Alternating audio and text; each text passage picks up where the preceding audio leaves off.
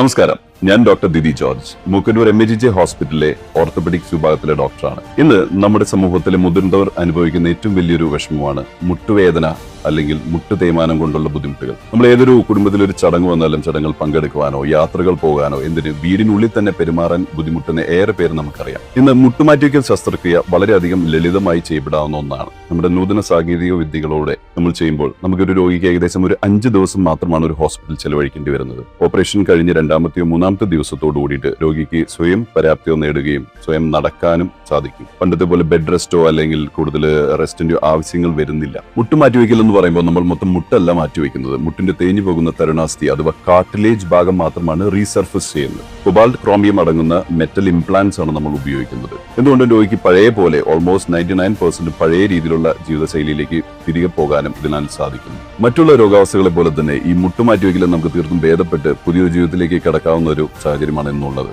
അതുകൊണ്ട് മുട്ടുവേദനയെ ആരും ഭയപ്പെടേണ്ടതില്ല. മുട്ടുമാറ്റിവയ്ക്കൽ ശസ്ത്രക്രിയയും ആരും ഭയപ്പെടേണ്ടതില്ല. മുട്ടുവേദനയ്ക്ക് മുമ്പിൽ നമുക്ക് മുട്ടുകുത്താതിരിക്കാം.